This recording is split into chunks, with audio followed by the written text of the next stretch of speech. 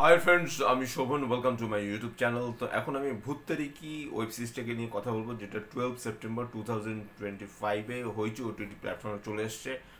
পাঁচটা এপিসোড এখানে রয়েছে। আমি যদি টোটাল ডিউরেশনের কথা যদি বলি, 2 ঘন্টা 20 মিনিট টাইম আপনাকে ইনভেস্ট করে তবে এটা দেখতে হবে।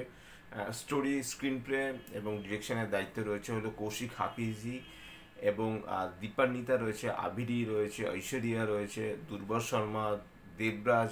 কাস্টিংটা বেশ ভালো এবং এখানে এমন এমন অনেক নতুন ফেসদের নেওয়া হয়েছে যারা কিন্তু যথেষ্ট ভালো এখানে কাজ করার চেষ্টা করেছে।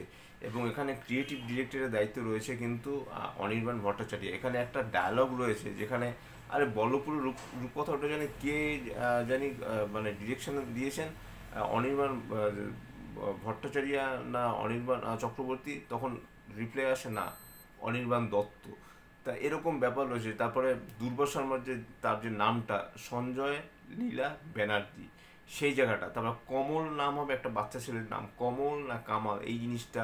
তারপর এই যে ক্যারেক্টারগুলো, মানে রাজিয়া, আহ, তারপর সুকুমারী, তারপর ভানু, এই যে ক্যারেক্টারগুলো যে রয়েছে, কমলেশ, এই ক্যারেক্টারগুলো যে রয়েছে, এই ক্যারেক্টারগুলো কিন্তু আরও ভালো হতে পারতো। বা এই সিরিজ ওয়ানটা যেভাবে শেষ হয়েছে, সিরিজ টুটা বোঝা যাচ্ছে যখন তারা অন্য একটা জায়গায় চলে যাচ্ছে, কি চারুলতা নিবাস কি শান্তিনিকেতন বলে একটা জায়গায় রয়েছে, একটা জায়গা থেকে আর একটা জায়গায় চলে যাচ্ছে। ভূতের ভবিষ্যৎ, বল্লভপুরের রূপকথার যেন একটা ককটেল যেন এই সিরিজটার মধ্যে যেন আমি খুঁজে পেলাম। এখানে কিন্তু আমার সব থেকে ভালো লেগেছে যে ডিরেক্টরের ভূমিকা, মানে অ্যাকচুয়ালি ভূতের সাথে মানুষের প্রেম, সেটাকে নিয়ে একটা ডকুমেন্টারি, একটা ফিল্ম বানাতে চাইছে সঞ্জয় লীলা ব্যানার্জির ক্যারেক্টারটা, মানে দুর্বা শর্মা। এবং তার কমিক টাইমিং দেখার মতো, মানে একটা জায়গায় যেরকম বলছে পেতে দিয়েছে।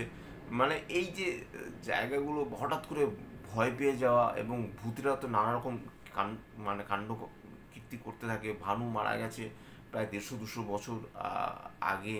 তার না, তারও আগে, ভানুরও আগে রয়েছে একজন, মানে সে ছিল একজন পাঠান।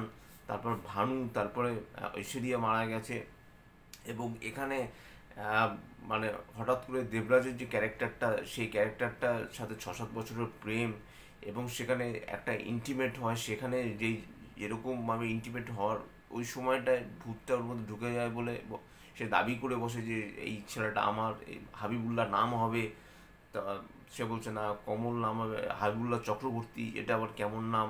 মানে কিছু কিছু জিনিস কিন্তু ওয়ার্ক করেছে কমেডি, এবং কিছু কিছু জিনিস ওয়ার্ক করেনি। কিন্তু তারপরে আমি বলবো যে এখানে বেশ কিছু লাউড পারফরমেন্স রয়েছে, যার জন্য সিরিজটা একটু অন্যরকমভাবে গেছে। এবং শুরুর দিকে তাও তার ঠিকঠাক মনে হচ্ছিল, পরের দিকে কিন্তু সিরিজটা না ঠিকঠাক মতো ওয়ার্ক করেনি। কারণ আমি যদি ঐশ্বরিয়ার যে ক্যারেক্টারটার কথা বলি, সুকুমারের সাথে কমলেশের যে প্রেমটা, সেটা কিন্তু ঠিকঠাক মতো না জমাতে পারেনি। এদিকে কমলেশ মারা যায়নি, অথচ সে ভূতের মতো অঙ্গভঙ্গি করতে পারছে, সে কোমাতে রয়েছে। পরে সে মানুষ হয়ে যায় আবার, সেখানে গিয়ে আবার সুকুমারীর যে অ্যাকচুয়ালি তার সাথে যে গার্লফ্রেন্ডের কথা হয়, সে অ্যাকচুয়ালি সুকুমারীর এই ভয়েসটা, সেই জায়গাগুলো ঠিকঠাক মতো জমাতে পারেনি। আরও কিন্তু ভালো আমি এক্সপেক্ট করেছিলাম যে ভূততারিকি। আমি সাধারণত হরর জনরা খুব একটা পছন্দ করি না, কিন্তু তারপরেও ভূততারিকি যতটা আমি ভালো আশা করেছিলাম ততটা ভালো হয়নি। শেষে একটা র্যাপ গান রয়েছে, সেই গানটা আমার ভালো লেগেছে।